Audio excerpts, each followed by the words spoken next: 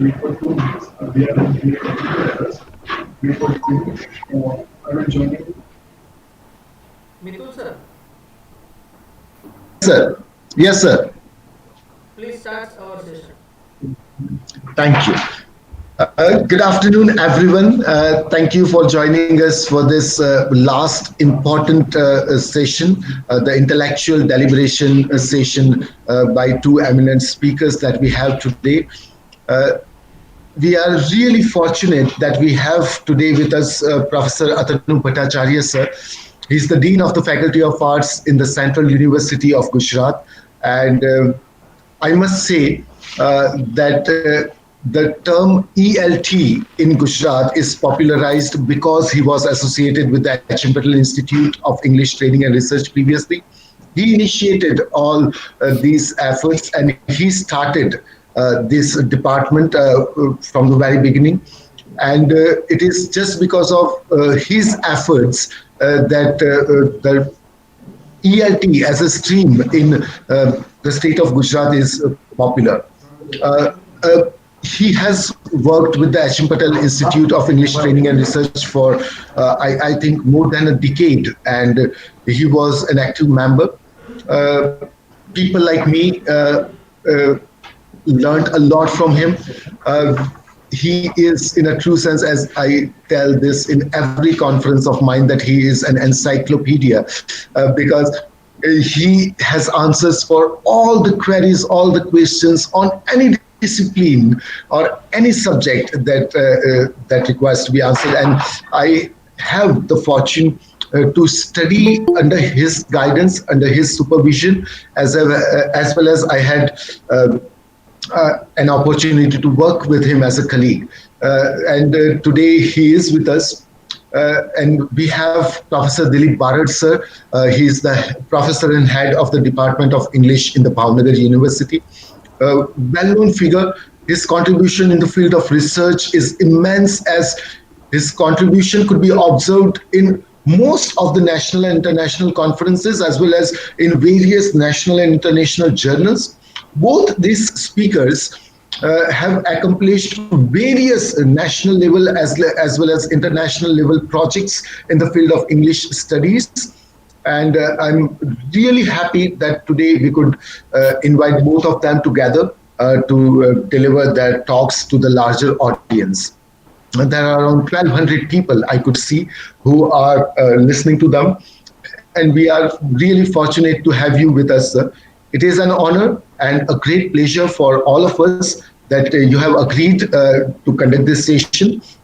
They are actually the most sought out people in India for such deliberations. And we are really honored that they have agreed to deliver a session in this conference.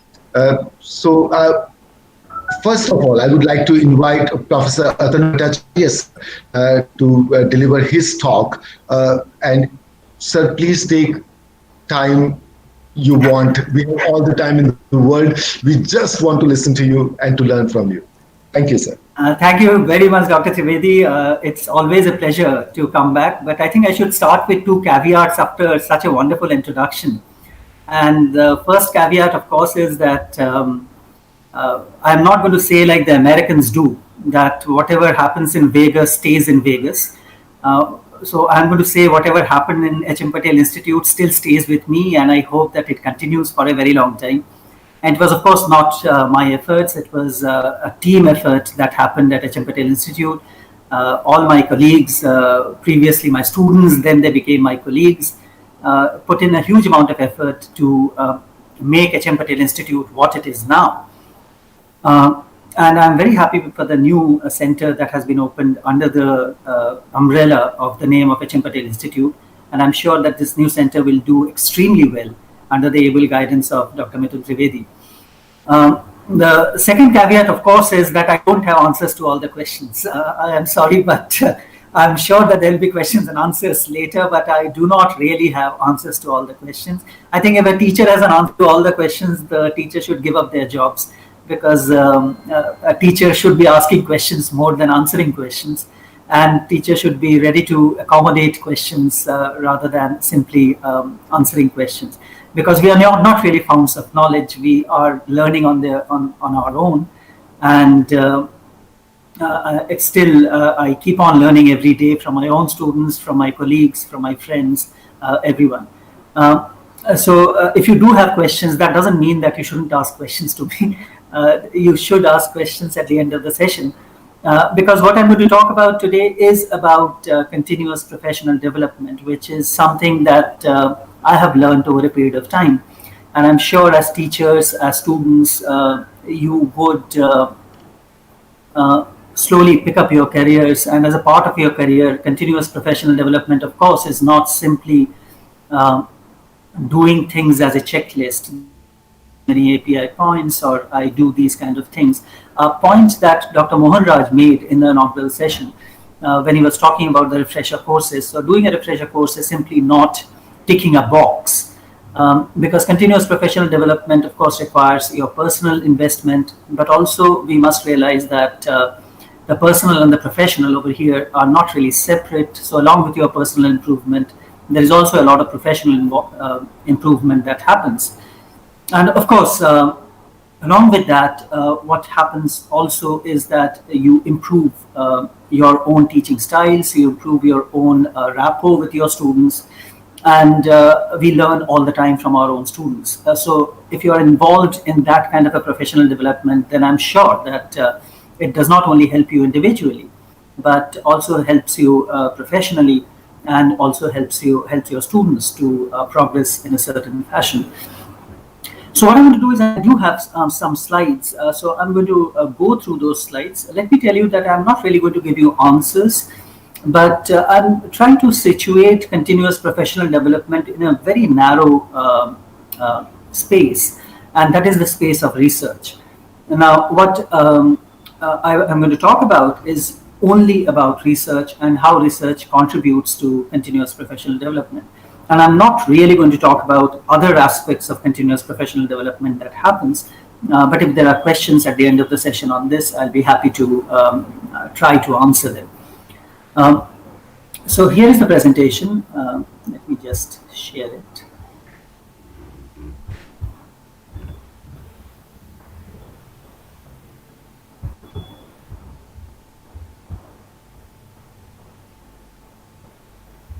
Okay, so as I said, we are going to talk about continuous professional development, more commonly known as CPD. And CPD has become an important part since 2005 onwards, especially after the National Curriculum Framework was framed, or the draft of it was framed. And people started talking about professional development of teachers, professional development of practitioners in the field, etc. And it has taken different shapes, and it has also been highlighted in the new education policy now. So what we have in the form of continuous professional development are three basic words that I think we need to be a bit careful about, and that is, it has to be continuous in the sense of it is not a one-off thing. And this continuous process is not simply an institutional process. It is not simply that you do through an institution, for example, a refresher course or an orientation course, or some seminar or a conference that you attend. They are important. But it is also something that you do at a personal level.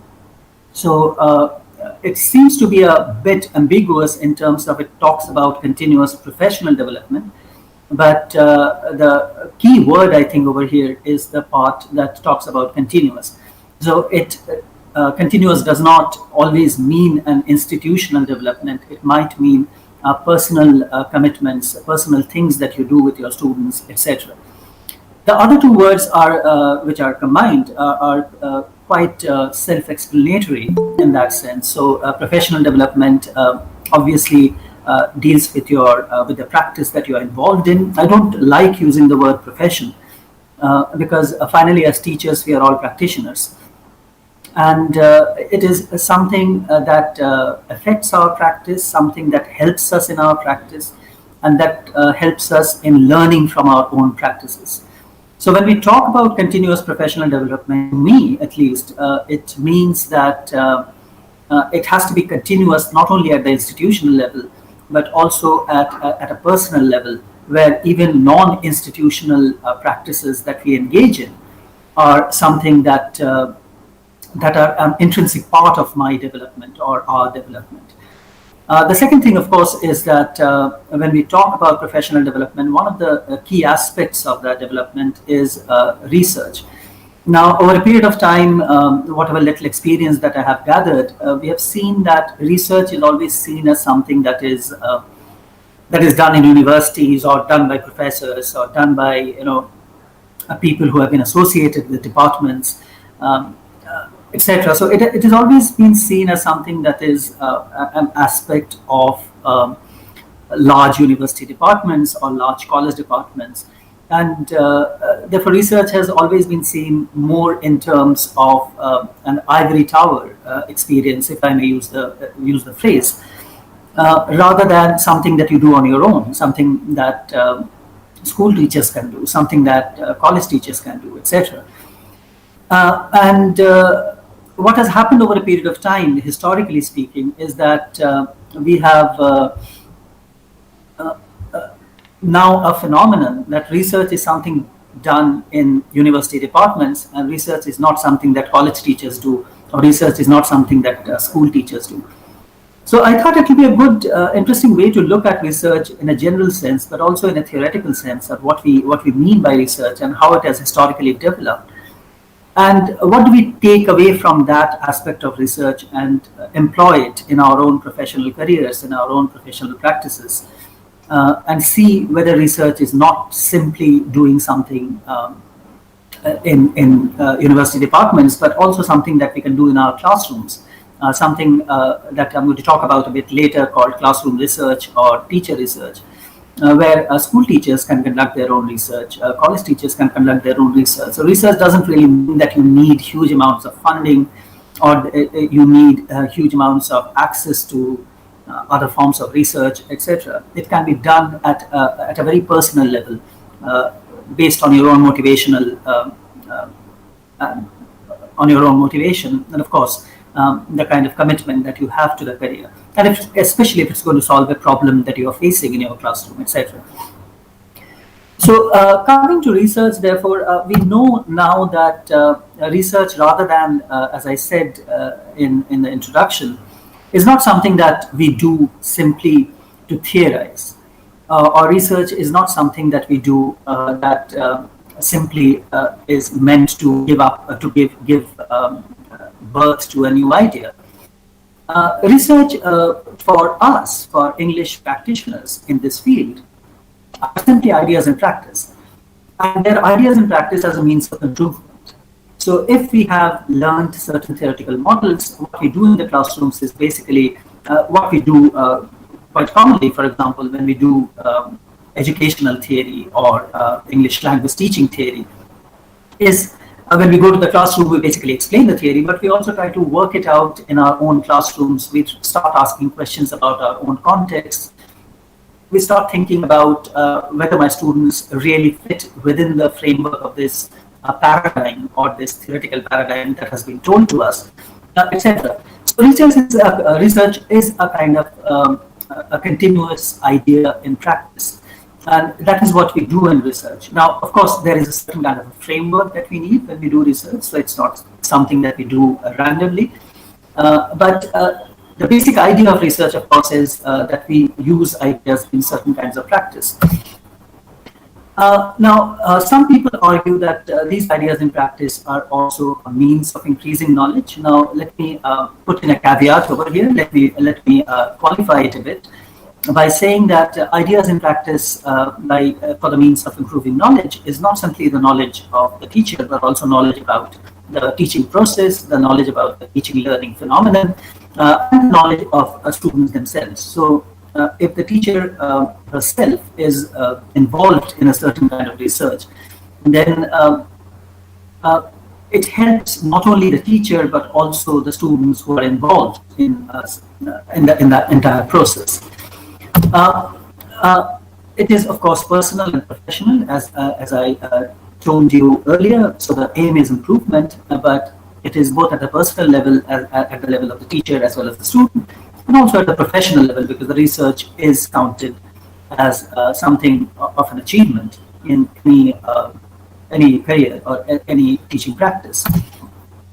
The most important thing, of course, about research, and I'm trying to kind of generalize research, not in terms of what exactly happens in research, but it's kind of a link between theory and practice. So the theoretical models that we indulge in or are involved in are something that that our classrooms provide us with the kind of terra firma. It is the kind of fertile ground on which we can try out those ideas, try out those theoretical principles in our own practices. And so research kind of stays in this zone between theory and practice. It is not something that is entirely based on practice, nor is it something that is entirely based on theory. So it is the zone that kind of connects the theory and practice. Now, keeping this in mind, therefore, when we look at research and how it kind of has played out in the popular imagination, it's very interesting that we keep on reading newspapers every day. And we are told by the newspapers that in some universities, some research has been conducted about, for example, exam results are not linked to class sizes. Now, when we read these headlines, the first question that comes to my mind, and I'm sure it comes to many of your minds, is the fact that who did this research? How was the research conducted? How did they find out that there is non-linkage between class sizes and exams? People who are a bit advanced will probably also ask questions about what was the sample, which country was it carried out in, how many researchers were involved, what was the methodology of the research, etc., etc. But it is part of the popular imagination that research is something that can trickle down to the masses, and that's what popular media does. It tells us through research practices what the findings are and how it becomes a part of the popular imagination. Now, sometimes remember, these researchers can be suspect and they are problematic sometimes. And therefore, when you read research through popular media, as researchers or as practicing teachers, we probably need to go back to the actual piece of research and see what is happening. So I'm just giving you some random examples that I picked up from newspaper headlines. So, for example, regular exercise can ward off dementia. There's a lot of research in sciences that tells you about its effects in practice. The interesting piece that I learned was boys should sit next to girls was the research that was actually conducted, and the research found out that that produces more co-development. It produces more less amount of shyness, etc., etc. And similarly, you have a large amount of research in memory and concentration lapses. Do teachers make any difference? And this is an interesting piece of research that happened in the University of Nottingham, especially after technology came in and people started thinking in terms of, can teachers be replaced by technology? Well, that's a long debate. But it became a very part of the popular imagination itself. So there was a lot of debate in popular media and in popular blogs where this question was raised: were teachers necessary? Were teachers replaceable by technology, etc., etc. Now, what I'm trying to point out in these things is that research, whenever we think about it, it's always seen, especially in our popular imaginations, it's always seen as something that is translatable into some sort of practice. Now, it may not be always true, but it generally is assumed that whenever there is a piece of research, then it can be translated into some form of practice. It has a real material effect on the world. And that is how popular imagination looks at research. And that is how probably even as teachers, after years of experience, we look at research in a certain way, that what is my research trying to achieve? What is the objective? Does it have an impact on my practice? Does it have an impact on my teaching? Etc., etc. In order to understand this, therefore, we need to get back to the history of it. I'm not going to go into details of the history of research in general. There are a large amount of books and research available on this itself. But the basic distinction that we follow in research today, of course, is that research is more systematic, if I may use the word, more scientific, and it is opposed to subjective evidence. Now, this entire concept of research in the West started with, of course, René Descartes, who gave this idea of research as something that can be observable, that can be experimentable, and that can be sustainable. So research is something that you can observe in a controlled environment. It is something that you can experiment upon. You can change the nature of the environment to see what happens, and it is sustainable. So it can be, by sustainable, what I mean is replicable. So the same results can be seen in other environments, reproduced in other conditions, etc., etc. And these three major principles form the basis of what we call research today. So it is objective, it is scientific, it is something that needs to be verifiable, it is reliable, etc., etc. So just to give you an example of this, if I think that as a teacher that my students are not paying attention in the class, well, that's a kind of a subjective intuition that I have. So it is an intuitive observation that I have. But if I want to really find out why students are not paying attention to my class, I can do a number of things. I can ask my colleagues to come and sit in my class and observe my class.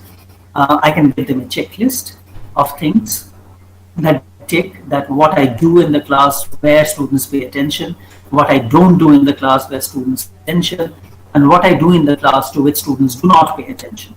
So I give them a checklist. My colleagues give me back my checklist. So that is the data that I gather. I can give kind of a checklist to my students, and from students I can get data. And then, of course, I can interview some of the students whom I feel are not really paying attention to find out what is going wrong.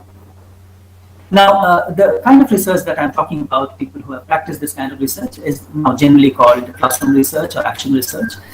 What I'm doing now is I'm transforming a subjective intuition into a scientific procedure. If you don't want to use the word scientific, then probably a more systematic procedure.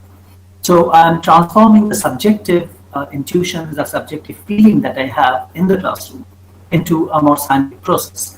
And that is what I do through my research. Now, in the process, of course, what I'm doing also is solving a problem in the class, or what I see as a problem in the class. So when I'm doing research, there are at least three things happening at the same time. One is that I am looking at a personal problem and trying to solve it.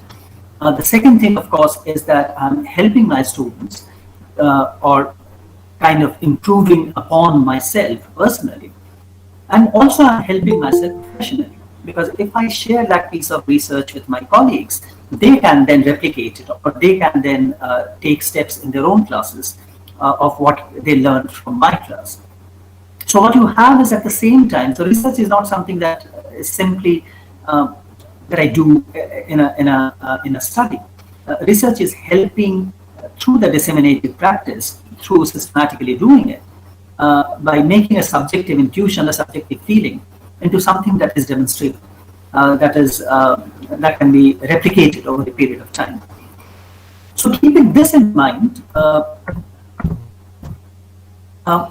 if you look at the history of research, then the early paradigm that we have in the history of research is quantitative. And as the cartoon tells you, that quantitative research is generally seen as the early paradigms of research. It's not that it has disappeared in sciences. For example, quantitative research is still the norm. But what happened in the field of ELT, not only in ELT, but generally in the field of education, is that people realized that what we are dealing with is human beings. So when quantitative research looked at is primarily basically a lab setting. So it had a controlled environment, it had controlled variables, and it had controlled data. So what you do is you try out certain things in a controlled environment and you produce numbers about it. And you can change the variables, you can change the nature of the environment, and depending on the changes that you carry out, the nature of the data changes. The most common method that we use in the field of ELT or educational research is the idea, which I think has become a bit of a cliche now, is this idea of the pre-test, post-test design. So you design a pre-test before, for example, if you are trying to teach vocabulary to your students, so you design a pre-test and you take those marks, you do an intervention, basically you teach them vocabulary for 3 months or 4 months or whatever, 60 hours or 120 hours. And then at the end of the intervention, what you do is you give a post-test, etc. Then you compare the pre-test and the post-test scores and hope that the post-test scores are better than the pre-test scores. And then you can kind of conclude that, okay, it is the intervention of vocabulary teaching that made this change. Now, of course, within this paradigm, there are experimental groups and control groups, etc. And we'll not go into those details because I'm sure that you will know about that. But one of the interesting things that came up in discussions or debates about this method of research is that how do you know that the improvement that has happened is because only of your intervention of teaching of vocabulary? So was it only that intervention that produced the change, or was it some other forms of intervention? When the students were attending other teachers' classes, was it possible that they were learning vocabulary from there? When students were watching a movie or a video, did they learn vocabulary from there? So how do you know it is just your intervention that is creating the improvement in scores? And this finally led, I'm talking about 1970s, 1960s, where the quantitative form of research was the most common form of research that was available. People started moving towards a more different data-oriented research. And this early debate was from, can we really treat language learners or language teachers as a lab? Now, in science lab, the environment can be controlled. But in human-to-human interaction, can we really control that? So what happens in natural settings? So what happens in a classroom, which is much more natural? Well, it's not as natural as in the streets, but it is still a natural environment where the variables are not as much in control as in a lab. So the early debate started around this.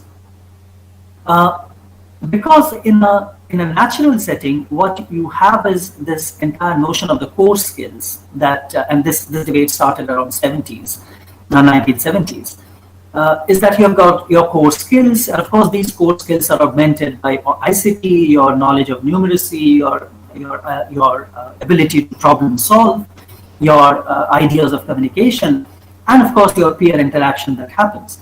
Now, when all these variables are a part of your learning, can you simply say that, okay, I'm just going to test one variable out of this, because you really can't control the other variables in that sense?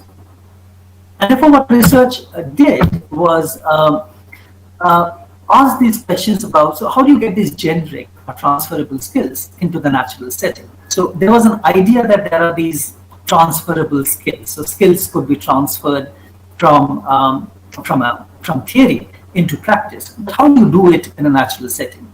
So a large amount of research in the 70s and the 80s were kind of within this context. And if you look at the context of that point of time, then you will notice that one of the most important parts of that kind of research that happened in natural setting was the importance of the context of research. So in which context are my students learning? In which context are the teachers teaching? In which context is a classroom organized? What is the nature of teaching that happens? What are the different sorts of teaching styles? What is the social background of my students? So all these contexts played an important role in understanding the natural setting and the natural form of research. And that is where kind of the movement from early quantitative research two natural forms of what were later known as qualitative forms of research started developing. And that led to what is known as the core skills or key skills transfer movement, where the focus is not simply assuming that there is something called a generic skill or a transferable skill or a core skill or a key skill, but how does that transfer happen?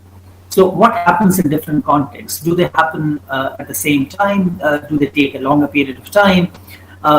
What sort of skills are developed in certain contexts? What sort of skills require some other kind of scaffolding in other sorts of contexts, etc. So what you have is this idea of this core skills. In ELT, for example, we still keep on talking about LSRW, etc. So, or a grammatical skill or a lexical skill, etc. So what happens when these core skills are actually taken into practice, when they're actually transferred into natural environments? And then what happens? So research started moving away from this idea of the numerical forms of the core skills or the numerical data generated by core skills to more qualitative forms of data, which are more exploratory, where you cannot really come up with a very conclusive evidence. All that you can say is that, okay, in this context it worked, and I think in this context it works, but I don't know whether it is really replicable across different contexts. Now, one of the basic differences, therefore, between quantitative and qualitative was the replicability. Qualitative or natural environment research was much more exploratory. It was much more, I'm still trying to find the answer kind of a research. While quantitative research tended to make more generic statements and also tended to say that it is replicable. And this, of course, led to what is now known as the situated cognition movement, where language teaching, especially in the field of language teaching, what started happening is that what happens in situated spaces, so situated is contextual, and what are the different cognitive faculties that were involved. I again don't want to go back to the kind of research that happened, but just to give you an example, in reading, for example, in the early 1970s, people started realizing that reading as a skill, which Dr. Mohan Raj again talked about in his inaugural session, is not something that has a set pattern. So you have different sorts of skills, which are cognitive skills, which are metacognitive skills, which are support skills, that have a major effect on how you read or how you can improve your reading. And within cognitive skills, you had different sorts of sub-skills. Within metacognitive skills, you have sorts of sub-skills. And of course, in support skills, which was not considered to be, for a very long time in reading, as an important aspect, support skills like using dictionaries or using other forms of support for reading, peer support or adult support, came into research. So a large amount of research happened, and how do people read in a certain situated moment? How do people improve their reading if these skill sets or these sub-skill sets are provided? Do they work in every context, etc.? So huge amount of research which led to extensive reading research, which led to huge amounts of publication of books on what later were known as graded readers, where it was realized that you really can't give students a Shakespeare and expect them to understand it. They need to have the graded skills of reading to understand what was happening, etc.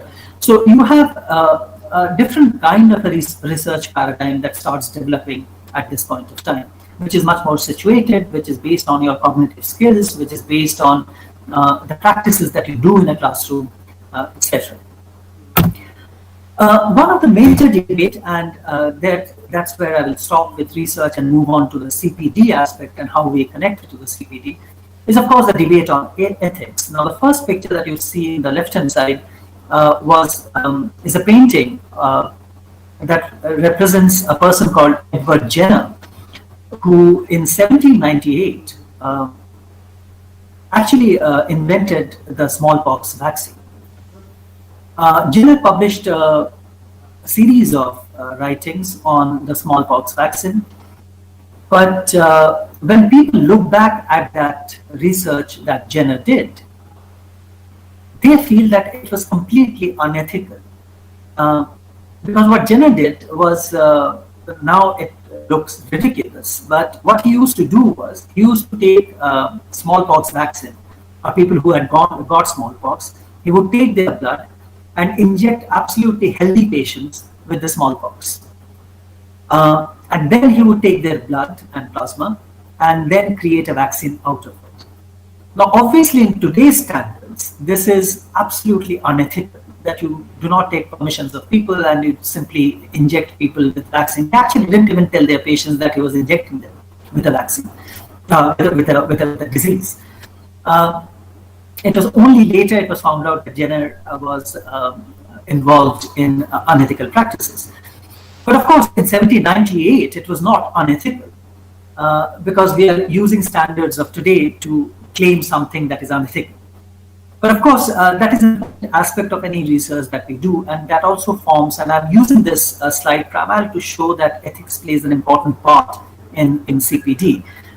And therefore, this debate on ethics is a very important one in continuous professional development.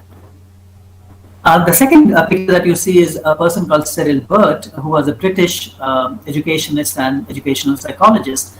And Burt actually came up with this idea of intelligence and what we call emotional intelligence or cognitive intelligence, etc.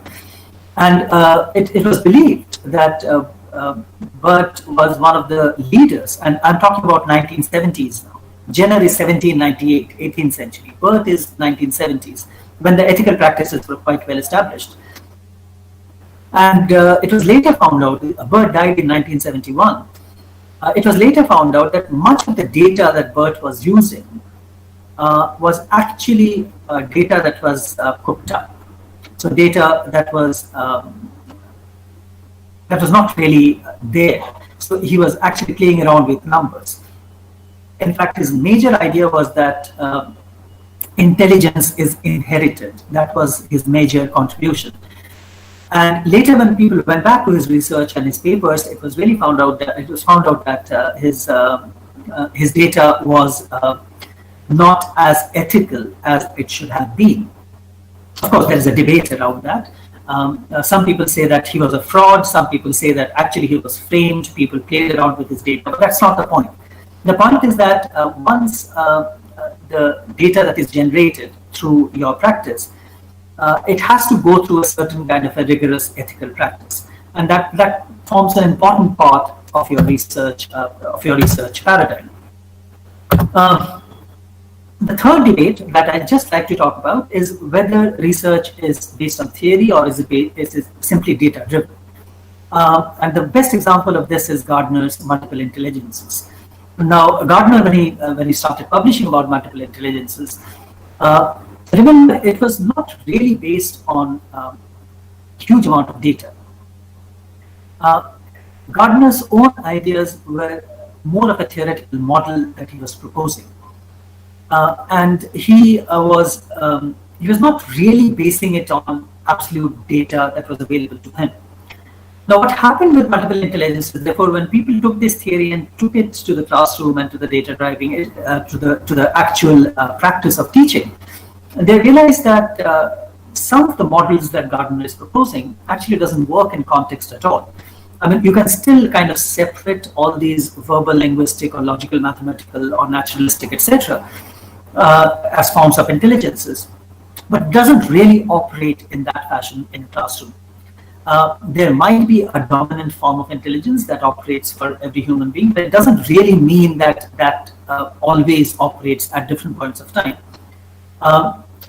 Now, Gardner's model was a very, very influential model in the field of ELT, and it had a long existence in terms of there were hundreds, if not thousands, of research that was produced on the idea of multiple intelligences, etc. But when it was actually taken to data, or when data was applied to it, it was found that there seems to be problematic areas within the model itself. And these are some important learnings that we have from the field of research. So it's not simply a theoretical model, but it has to be kind of data supported at certain point of time, especially in the field of ELT. etc. So I can't really theorize until unless I have some practice elements or practice amounts that I can have access to, which then provides me probably a theoretical model to think about. The question, therefore, in terms of CPD, what I tried to do was give you a certain amount of background to what are the major debates within the research paradigm. Now, so the major questions, of course, is what is the relation to research on practice? So when I am doing research in my classroom, the first example that I gave you was a kind of a teacher research, classroom research, or action research. But if I'm basing my research on my classroom, what is the relation of that research to my practice? And that is an important question to begin with when I am using research for that purpose. So how do I relate my research to my practice or to someone else's practice, etc.? The second question, of course, is what I already told you is about the experimental settings and the naturally occurring settings. Now, I know that in the field of ELT, there are still quite a lot of amount of research that is coming out, which is still seeing it as a kind of a experimental setting process. And there are still lots and lots of debates happening around the world on this. So should it be experimental research or should it be research on investigations of naturally occurring situations? There are debates on that as well, because the moment I say that I am a researcher and walk into a classroom, the first question that comes is it a naturally occurring setting? Do I not change the nature of naturally occurring setting by the very fact that I'm telling that I'm doing research, etc.? So there are lots of debates around it. And a good way these debates is to go back to a book called Second Language Research, which is a very interesting introduction to these debates around what we call experimental and qualitative or naturally occurring research or exploratory research, etc. And of course, nowadays what is happening is that research is becoming much more interdisciplinary. So it's not really anymore simply ELT, but also we are looking at social inclusivity, for example, is an important aspect of research. I'll just give you an example from technology. So people like David Goulger or Mark Washer now claim that if you're doing technology-enabled language learning or computer, all kind of research, then it is impossible now to say that I'm just going to do a technology intervention. I'm just going to use the platform and see how effective the platform is. Because both Washer and Woolger in their writings have shown that the social context, the social inclusivity principle plays an important role in the kind of research that we are doing. And unless we take that social context in mind, it's impossible that our research data is reliable. And therefore, a large amount of ELT research that you see today does not simply depend on the models of second language research, but also draws heavily from anthropological research, social sciences research, etc. This is especially visible in critical discourse analysis, which is a kind of a budding field even today, or multimodality analysis, another field of research that has developed in recent times. So in critical discourse analysis, it's almost impossible that you're going to look at, for example, interactive talk between two speakers simply as language, because in critical discourse analysis, you also not only analyze the language, but also analyze the social setting, the power relations that exist between these speakers, etc. Similarly, in multimodal analysis, you simply do not do language research, but you also look at things like images. Multimodal analysis is primarily meant for analyzing online images or online data. So if we look at it only from a language angle, then it's not enough, because when we go online, there are images, there are videos, there are audio, there are different sorts of media available.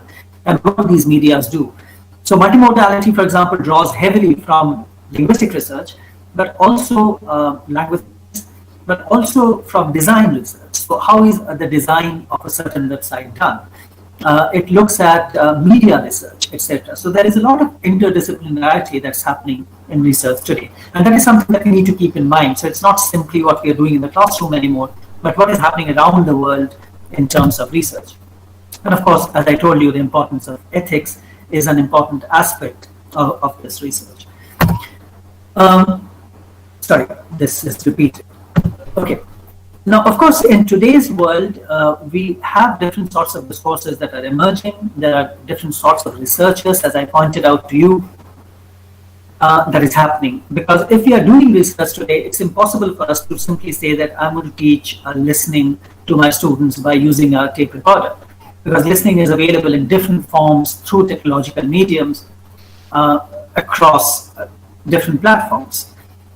So how do I fit in my own research within this larger discourse? And therefore, as I said in the previous slide, it is important that we need to understand the interdisciplinarity of the kind of research paradigm that we live in today. So it's now impossible to do simply ELT research, though, of course, if you take it in a narrow sense, because ELT research in itself has expanded quite a lot. Now we talk about teacher narratives, we talk about teacher stories. So narrative research has become an important part of ELT research. Classroom settings have become an important part of ELT research. Social settings have become an important part of social research. And of course, a large amount of theoretical models coming from social sciences or anthropology or ethnography has become an important part of ELT research. And this has primarily happened because the nature of discourse of research has changed over a period of time. And especially after the coming of technology, it has changed even more, because now our students simply do not interact with us in a classroom. They interact with large number of people across large number of virtual spaces. And therefore, research, whatever research we do, needs to take into account all those possible environments that they live in, or all those possible environments that we live in, etc. So if I am doing a piece of research on mobile technologies or use of mobile technologies for language teaching, it is impossible that I say that, okay, I'm just going to look at the piece of research where I carry my mobile phone into the class and use it for teaching. Because I also use the mobile phone for other purposes which are personal in nature. So how do I do that? There are other ways that my students would use their mobile phone. So what do they do over there? What kind of languages do they use when they talk to each other or chat with each other? So all that data becomes a part of my research. So I cannot really now, it's almost impossible to base my research simply by saying that, okay, I send this material through a mobile phone to my students, and students learn vocabulary through this app. Because the students also did a large number of other things. They chatted with their friends, they sent WhatsApp messages. So my research ethnographically will have to look into those aspects of practices as well. So research has expanded from a more singular motivated form of finding a hypothesis to a more practice-based research, which looks at communities of practice, which looks at theories of practice, etc. And therefore, it's becoming much more interdisciplinary.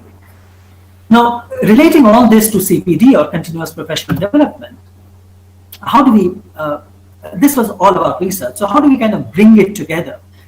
Now, one of the major problems that we face with CPD, especially in India, is that we lack a kind of a common platform, either within our own communities or at a national or a state or a regional level. And therefore, what happens is people practice huge amounts of things in their own classrooms. There are immense amount of success stories that come out, immense amount of failures that come out. But this is never ever shared or shared very minimally. So we might have extremely proficient researchers, extremely proficient practitioners in different parts of the country, different parts of the state, or different parts of the region. And yet, it is very difficult for us to kind of communicate, despite having so much of technology around us and so-called connected world. These best practices never almost, except until unless there is a conference that you attend, or until unless there is a professional network that you form. Unfortunately, we do not have such professional networks that share these kind of best practices. Most of the professional networks, like teacher associations, operate more at the level of how do I put it? At the level of conferences, at the level of careers, etc., etc. It is not really in terms of sharing of best practices or sharing of what you have done in your research, etc. So here are a few suggestions on how this entire research paradigm can be translated into sharing practices and forming communities of practice, for that matter. The first is, of course, English teachers clubs. Now, this is not my idea. Dr. Amol Padwad has done extensive amount of work on this, so I can refer you back to him and his publications regarding this. Now, English teachers clubs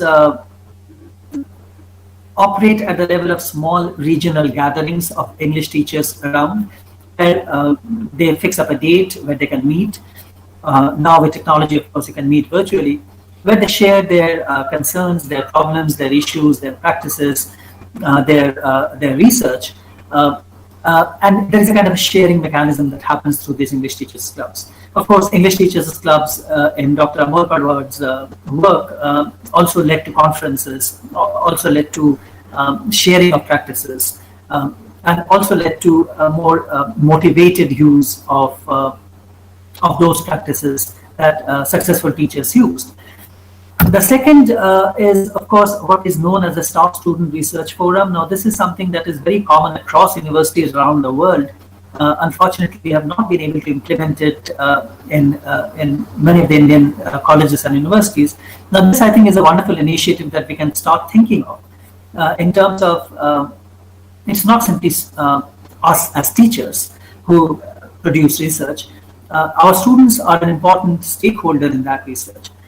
So a forum that can allow students to voice their concerns, students that can come up with brilliant ideas about your own research, can be something that can be institutionally done within the institution itself.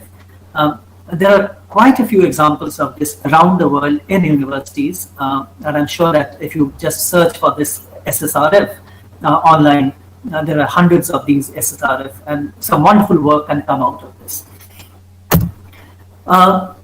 The third thing is, of course, teacher research, which I mentioned briefly, which is mostly classroom exploration research, where teachers research on their own practices, teachers research on their own questions. They come up with a research question and try to answer it by looking at their classroom. They do it in a systematic manner, etc. Professor Richard Smith of the University of Warwick has done, again, some extensive amount of work on teacher research. So I would request you to go back to Richard Smith's work and see the kind of work that he has done. Most of his research actually is available online free. So you can access Richard Smith's work free of cost. And he has tried this research across continents, in South America, in India, in Europe, of course, and in the UK, where teachers research their own classrooms. He has a handbook on how to conduct teacher research, which is again available free of cost online. Of course, we know about online forums like Coursera or edX or Open University or NPTEL, etc., where we can, of course, have our own senses of professional development. But also these things that are there available online are based on certain kinds of research in a certain sense. They, of course, have open forum as well. For example, Harvard Online Learning Portal has an open forum, which allows you to interact with teachers around the world and voice your concerns, voice your problems, etc. But most importantly, of course, that we all need to collaborate in this because what has happened, as I told you, unfortunately, in India is that research has become kind of imprisoned within the walls of universities or imprisoned in the walls of our personal CVs. And it has not really been disseminated in the way it should have been collaboratively disseminated. So I hope that through these initiatives, we can collaborate at a larger level. We can start at the regional level and then move on to other levels, where the collaboration is a genuine collaboration in terms of learning through practice and learning through best practices. Thank you very much. That's all that I had to say. I'll be uh, again thankful to Dr. Mitul Trivedi for inviting me, and will be more than happy to take questions or anything. Thank you.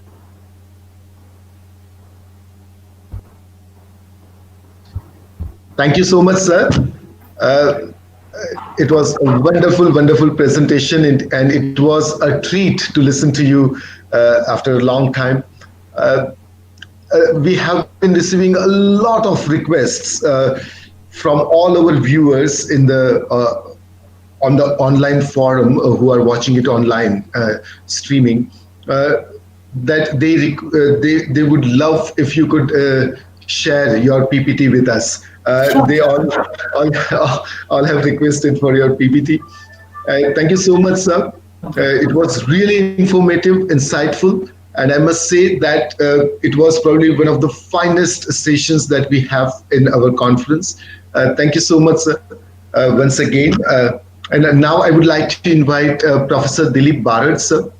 He is the professor and head of the Department of English in the Bhavnagar University, and he's very well known person in this field, and he doesn't actually require any introduction because he's a well-known face. His contribution to the field of research is such an immense one that people use his research works as a resource for their research. So, sir, the stage is all yours, and it's my honor and privilege to have you with us and to invite you to present your session. Thank you, sir. Thanks a lot, Mitul. I would like to call you by first name, and you can also call me by my first name. So, Dr. Mitul officially and Mitul as a friend, thanks for organizing this event, and we know you very well. You have organized wonderful events in past also. And it is indeed a great pleasure as well as privilege to be a part of any kind of organizations that Mitul Trivedi is doing. So even this is a wonderful event where you invited me to speak on something that is English studies and related topics there. Wonderful session by Dr. Atanu Bhattacharya on professional development, continuous professional development. I'm going to speak something on English studies and would like to say or share some of the views about English studies looking at a present scenario. Working in a university department dealing with English literature, also ELT as a part of teaching, as a part of research, and having a kind of a collaboration with many people throughout India, many departments, many colleges, English teachers, teachers of humanities, teachers of social sciences, they're all being a part of that, and a kind of a dialogue that goes with everybody. And a kind of an interaction that we keep on doing based on all those kinds of things. I would like to share a few views regarding English studies in present time here. The idea about what I want to talk about today initially comes from this idea that we recently had NEP, National Education Policy, and this the way it has been greeted by everybody. We all know that there is, like, everybody is welcoming NEP with warm greetings, open hand. It is something great. This is something that is going to change India. If I want to use a cliche, then India is going to be Vishwa Guru with the help of NEP 2020 and not many things. What I was looking for when people are debating about NEP was that where is the knot of dissent? Where is knot of dissent in this entire debate? Why are people not questioning anything? What I have understood as English studies, or what was USP of humanities as such, USP of English studies or English departments as such, was that it used to have, like, if I want to give three watchwords for the USP of humanities or USP of English studies, then I would say it is bold, it is free, it is liberal. It is bold means it is fearless. Now suddenly I find that the very USP of English studies, the very USP of humanities as a whole, is somewhere being lost. Somewhere where the lot of dissent or even a critical discussion on NEP is not coming out. The voices are very silent. There are whispers about lot of dissents, but people are not bold enough, fearless enough, free enough, or liberal to question those things. Well, I was looking at the very debates and the idea. I came across like I can easily find 5 points where you can easily question NEP. For example, it gave those numbers like 3 plus 3 plus 4 plus 5, earlier it was 10 plus 2, and now it is this. So this is, but I always question that earlier we used to have 1 plus 2 plus 7 or 8 plus 3 or 2 plus 2 plus 3 plus 2. It was never 10 plus 10 plus 2. That is something that is completely missed out in the very idea of calculating the thing. Second point, 3 years to start for any school kid from a school officially is obviously never recommended by anybody. The psychiatrist will never say that from the third year, anything going to the school, Anganwadi or nursery is not a preferred choice. Home is something that is supposed to be preferred rather than any other outside destination for a child there. Earlier, we are going to start with that, but people rarely are questioning this. In higher education, now the colleges will be 3 plus 1, that is 4 years option will be given, and there will be research also at the undergraduate level. Now, I'm worried about this a lot. We know, even Dr. Atanu and all the senior teachers who are here, they all will agree with this idea that even at PG level, to cultivate a research aptitude among the research scholars, or even those who are doing PhD, is very difficult. Now, at UG level, if you think of developing a research aptitude at that age, I don't think the UG courses will be doing any justice. Now, if you give direct entry from UG to PG, there are going to be, I don't know what kind of problems we are going to face when the research will be happening there with the help of college education, and PGs maybe of only 1 year also, or a kind of a thing. Language debates. Obviously, there are lots of language debates, which when the draft was released, there was a debate, and the South Indian states objected to that. And now, in this version, there are more good terms given for the language, but I would rather look also at the very spirit rather than the letter.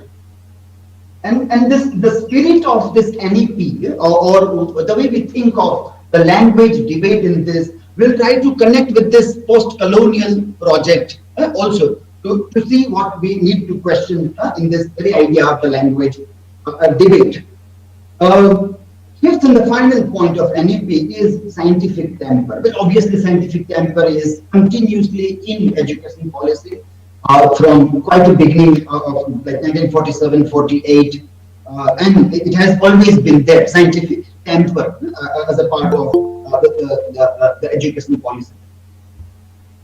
But the question that comes, when we are in a corona crisis, we are in a situation where we are badly in need of medicine, good hospitals, poor people, the treatment that they require for the medication of coronavirus. So what we need today badly are hospitals. Not only we, but all the countries. Now imagine, for example, we are getting a news that Pakistan or Bangladesh or any Saudi Arabian countries, the poor countries rather, not the rich countries, are planning to have a mosque instead of hospital.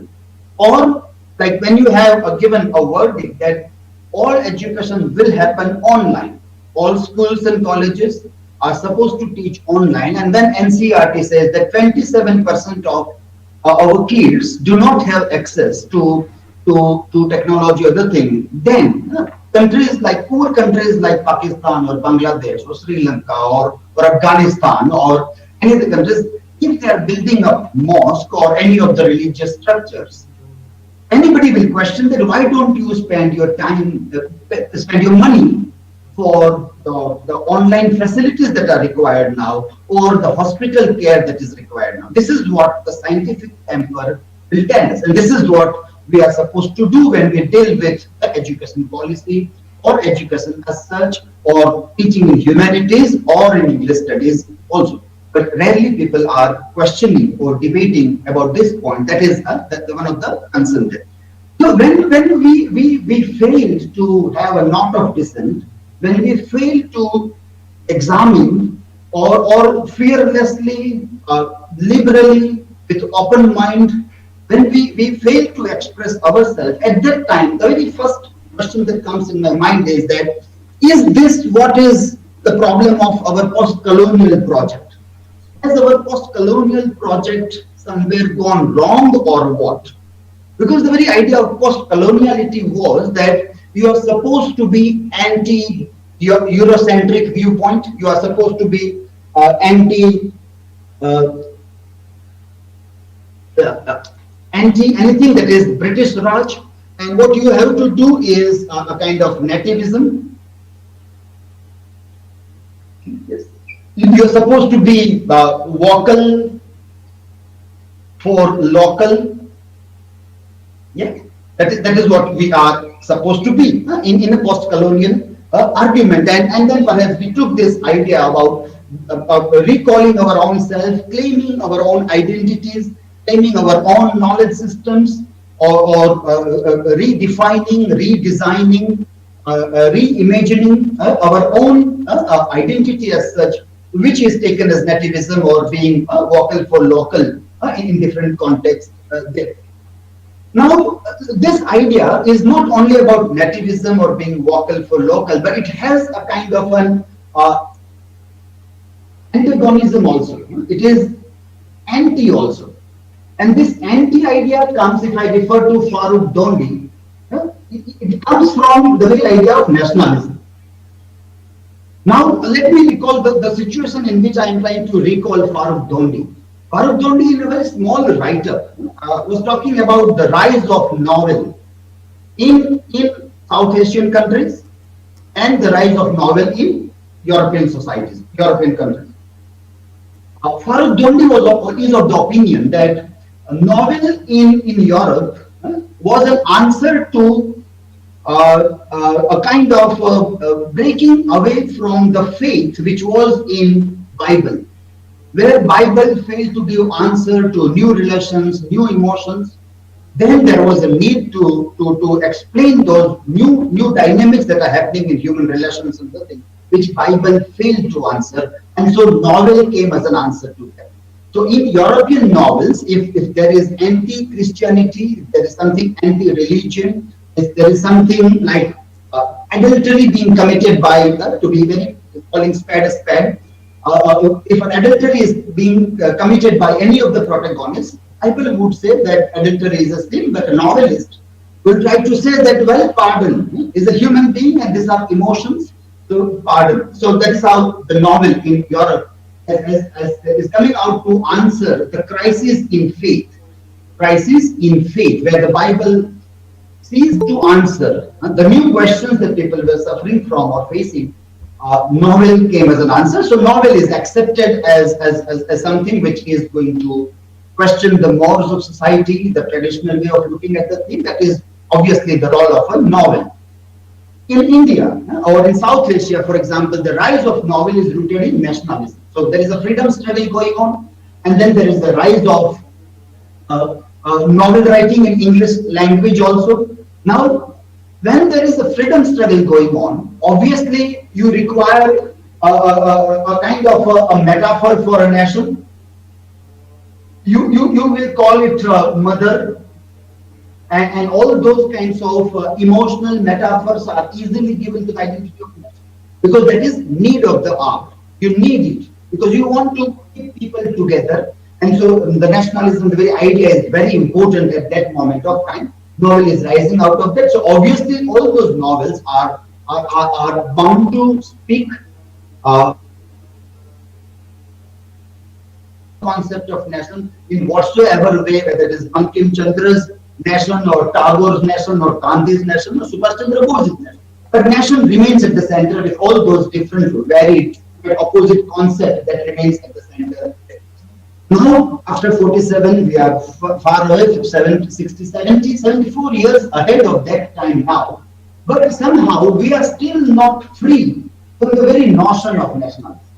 This is still there. So we still today want our literary writers, our thinkers, our policy makers, with the help of a post-colonial project, to be anti-British Raj even today. So our nativism is not only, it is also anti-something, but that something is already gone. We are already free. We are living in a much different political system now. And yet, our concept of this idea of nationalism that was a freedom struggle is still not going away from us. Now, this idea, if I want to take for Dondi in this context of English studies, what we can see here is that today we have a kind of problem when we talk about NEP language is English language rather than English people.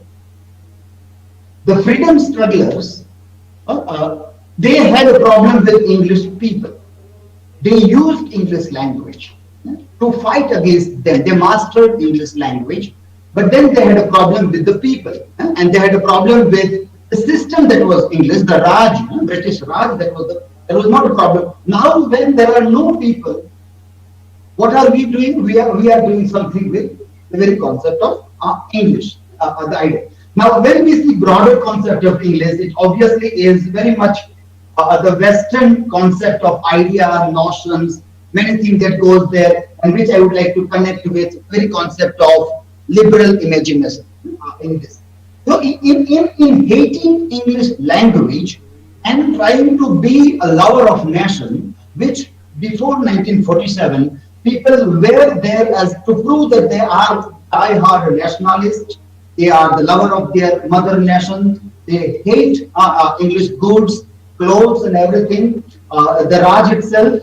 Now, when we don't have all those kinds of things, we hate English language, and we try to kill the very spirit that comes with English, that is Western liberal imagination.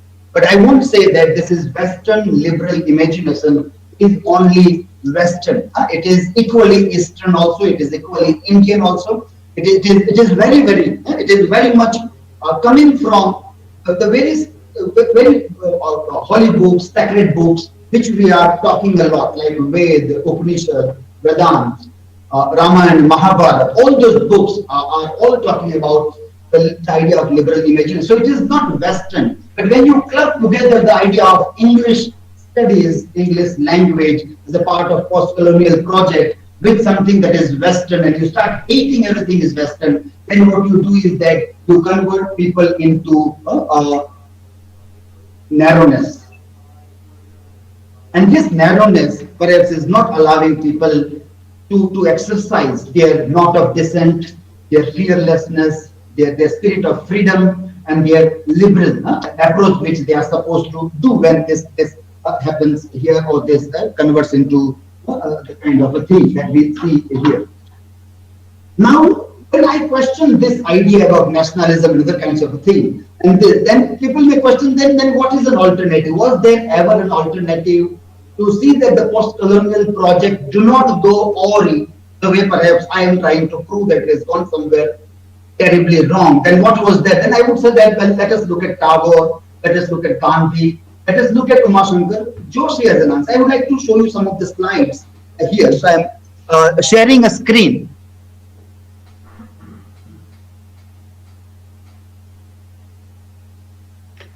In this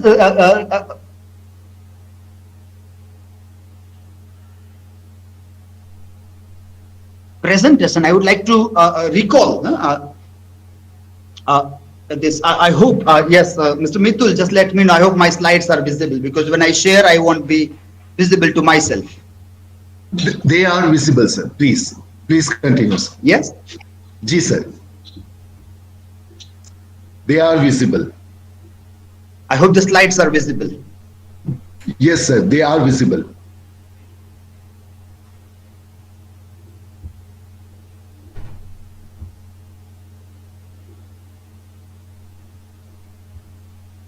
Okay, so the concept that when we say Tagore or Gandhi, they were against nation state idea in concept like they wanted Swaraj.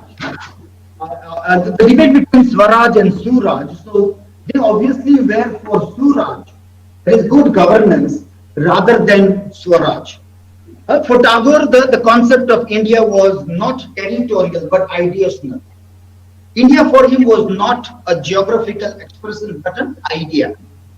His view of nationalism was more about spreading a homogenized universalism than seeking political freedom for India. And for even Gandhi also, the freedom was to bring peace in the world. So that was that concept. That was not only, though rooted in nativism, but it was not only very native concept that Tagore or Gandhi were concerned about. They had a much larger way of looking towards the universalism, homogenization of the entire global.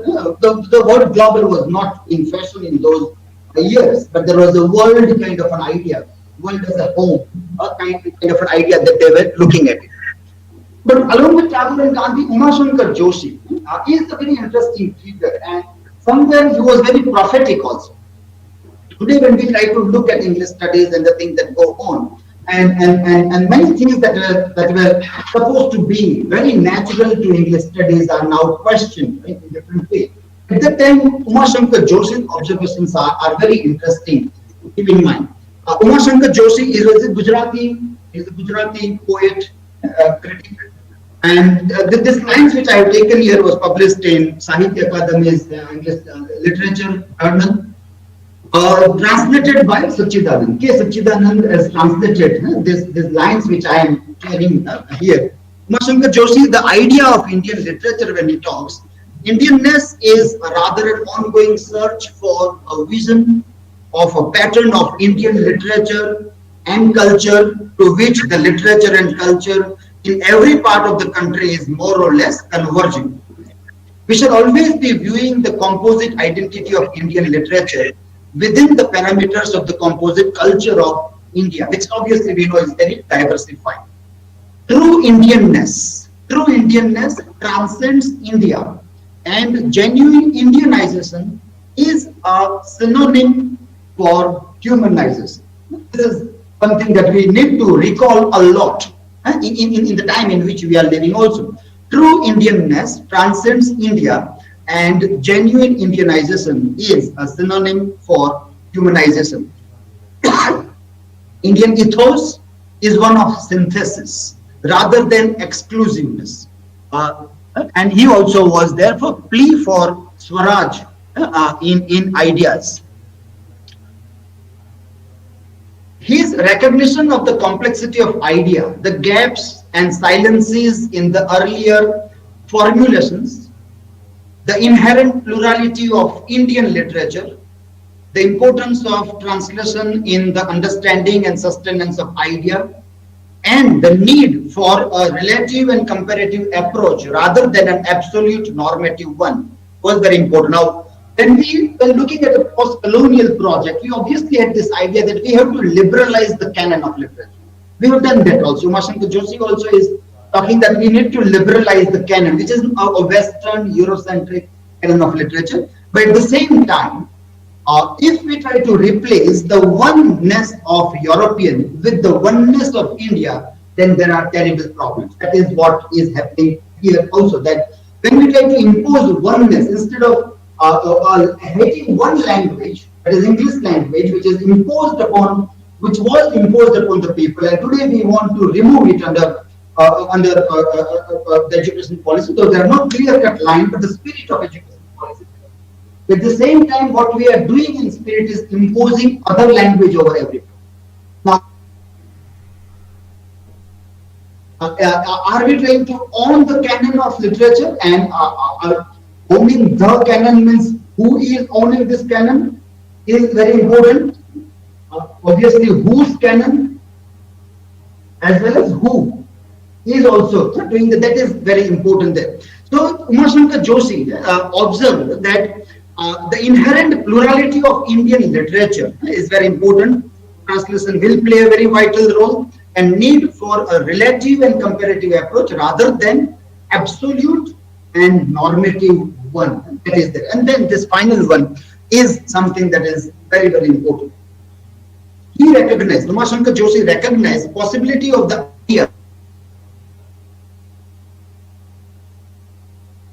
He was careful to distinguish himself from these dogmatists who refused to recognize the multi-religious, multi-ethnic and multicultural nature of the country and its literature that lends itself to a plurality of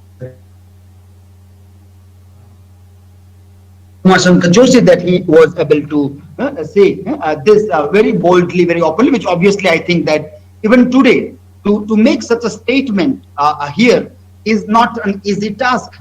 He recognized possibility of the idea being hijacked by the right-wing Hindu ideologues, and any kind of dogmatism was what he said that one has to be very careful of. So this is where this point comes. That where is this knot of dissent? Where is this fearlessness, the spirit of freedom? Where is that liberalism? That why people are not speaking? What is English studies doing? And that becomes a concern in this very idea there.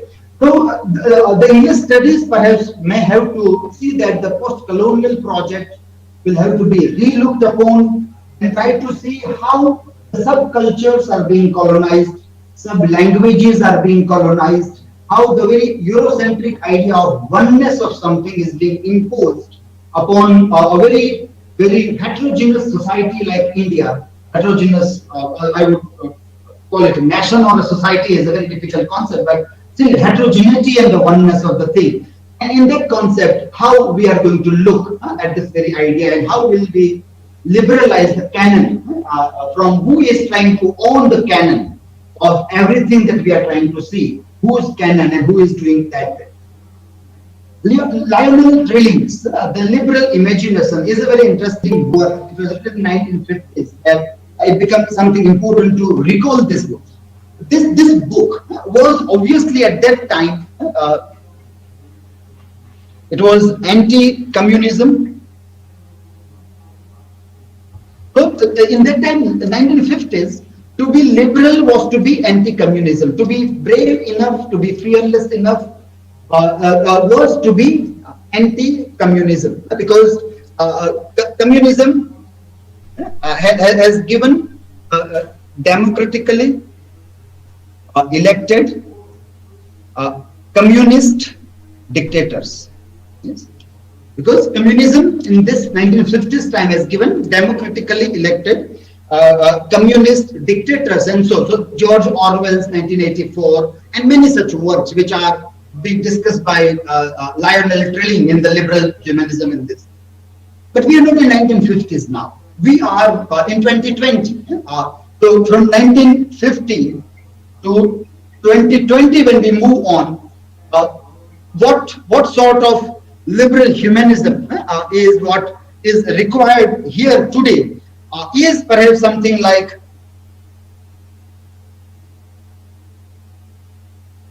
anti-capitalist narrative, and the same words are there: democratically elected capitalist dictators. Who are going to write about this? Who are going to discuss this this concept? Now, where is this liberal imagination for today?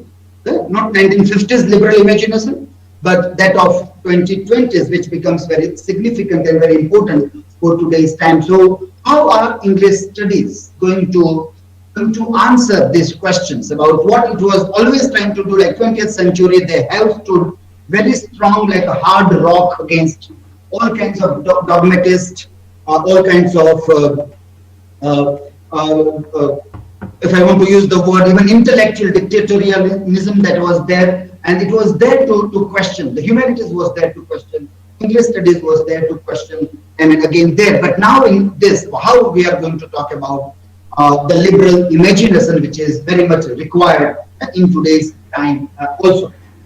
Finally, when we try to look at the very concept of teaching literature or research in literature, what we need to do is we need to do lots of research in teaching. How are we teaching literature? And there are lots of work being done. There are seminar papers being published as book also. And when I talk about this, I obviously have these books in mind also, like the books which are which obviously talked about the work and the research that was being done.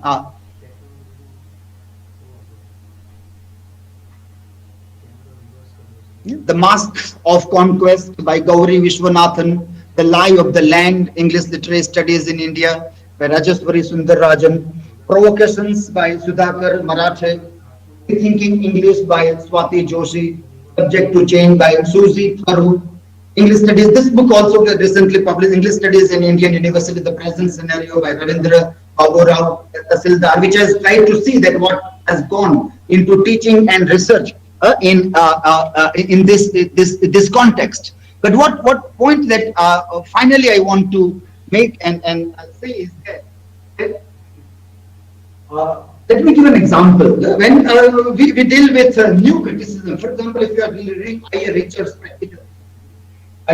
practical, he gives an example about reading poem and the problem that arises from reading of the poems there. He gave one poem, and there was the poem was talking about that there is a milk that is smiling, there is a mental having an imagination, and I think somebody is questioning that how can milk smile? Well, the critic will explain that, well, it is personification, very simple thing. Milk is personified, and so human tendencies, attributes are given to milk or cloth, so they have imagination, they can smile and kind of thing. Now, we know that there is a personification in literature. We know that the literature uses the language in such a way that it has innumerable variety of reading and interpreting. It can never be read only in one way. When that particular text, which is a literary text, which is, say, for example, an epic poem. Now, if somebody says that, well, this is epic for you, but this is a sacred book for me. This is my religious book. This is my holy book. Now, what will happen to English studies or the student of literature? When they approach a language in literature, in epic poem, they want to read it in variety of ways. They want to apply hermeneutics. They want to read the language. They want to do from structuralism to post-structural everything. But then, will the English studies, the departments will be able to do that or not? That is a huge problem in doing the teaching research nowadays. So when we listen, when we read in newspapers that so-and-so professor was reading a paper about feministic reading of some sacred books, some people from the audience said that our sentiments are hurt, and there is a police complaint, and then the teacher is captured. And then there is a case that the teacher has to fight for doing a feminist reading of an epic poem, which is by chance a sacred book for the number of people sitting there as an audience also there. So teaching of literature, or how we see that the metaphors of literature, how are we going to read? And if somebody says that milk can smile, and then you say that, well, milk can never smile, it is just a personification. That is why it happened. But someday, some people come and say that, no, this milk can smile. If somebody says that, no, it is written. How can you say that something that is written is wrong? It is true because it is written here, and it says that milk can smile, and this milk is of a camel, and a camel is a very pious animal for us. Our gods reside in the body of camel, and so camel's milk can smile. So you can't say that this milk cannot smile. Then what are we going to do? If people are going to read literature verbatim instead of metaphor with literalness in that way, and then the question, then how are English studies, or how are they going to answer the questions about the teaching and what kind of research that we require to do into this dynamics that becomes very, very important one. But final comment, I would say that English studies, the USP of English studies was always about liberalism, It was always about the freedom, the spirit of freedom. It was fearless and bold, but somehow, I don't know, it may be my own personal perceptions, and I may be wrong in that. And if I am wrong, it is very good. If you do not share the same perception with me, I'm very happy that perhaps I am wrong in my perception that English studies and the humanities by and large is not so bold or fearless now. The spirit of freedom is lacking a lot. We need to work a lot on these kinds of seminars and conferences that talk about the role of English studies in societies, the classroom dynamics, the teaching, the research, and everything. And we have to see that this is not Western concept. This is very much an Indian concept. This is very much what we have said that Savidya ya Mukti. Mukti. Vidya, knowledge is something that gives us freedom. It is tamsoma jyotirgamaya. It is always from moving from darkness to light. These are very much Indian concepts. These are not any influence of, say, Karl Marx or urban nationalism or this or that. So I'm always afraid that you may be categorized as urban national or a Marxist. To find a space that you don't want to be a communist, you don't want to be capitalist, you want to be a scholar, a research scholar, you want to just deal with the literary text and dynamics of society by questioning those things. Where is that questioning spirit? Where is that argumentative Indian now? And how are English studies going to face this challenge which we are seeing nowadays in our society there? Thank you all of you for listening, and thanks a lot to the organizers for this wonderful conference. Thank you so much, sir. Your session was really informative, and it broke many myths that people in India, and especially in the field of English, the practitioners were living with. I believe and I have the conviction that an argumentative Indian has to raise such questions, and these all questions are legitimate. They require answers. And I thank you from the bottom of my heart for delivering such a wonderful presentation. Thank you so much. Now, there is some problem with your voice, Mithul, I think. Yeah. Am I audible to everyone? Yes, sir. Yes, you All are, right. sir. Okay. So what I was saying, Dilip Bhai, is that your presentation was really relevant, and it was really important to raise such questions in terms of generating the ideology of Indianness within us. And I think that these questions are valid, legitimate, and they require answers because being an argumentative Indian, we need to raise such questions. So thank you so much for delivering such a wonderful presentation, sir. And I appreciate it. And there is so much of appreciation coming in the comments section in the YouTube live channel and other social media platforms for both the presentations.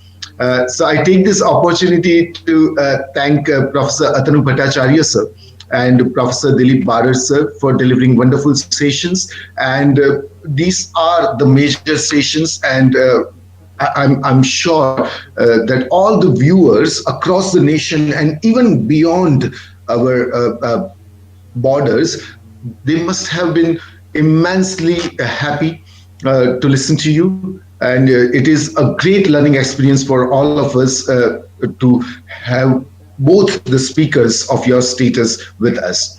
There was one comment, Professor Atanu Bhattacharya, sir, for you. It was not related to the topic, but it was very general, and people were curious. How do you manage to read so much? So I think that was really wonderful and sweet. And thank you very much to everyone for being with us in this last important session.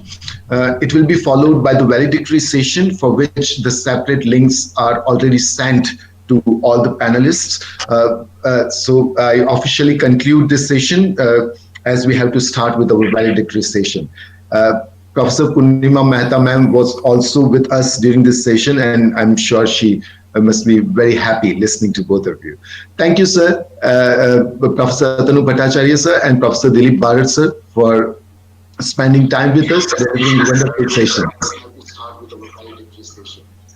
So thank you so much. Thank you. We will rejoin through the next link that we have sent you. And Tanu sir, I'm sure that you must have heard one of the comments that I shared. And it is a very, very important thing. How do you manage to read all these things? I mean, from the field of aesthetics, from the field of philosophy, you gave references of Descartes, you gave references of paintings in the Western world, Cyril, and you talked about research, and it's so amazing to have you with us. And Professor Dilip Bharat, sir, it was always a pleasure.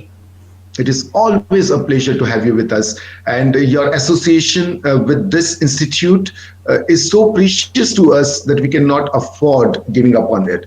Uh, we will be very happy if you can keep coming to the institute once the pandemic is over, and we will be looking forward to that, to invite you in person.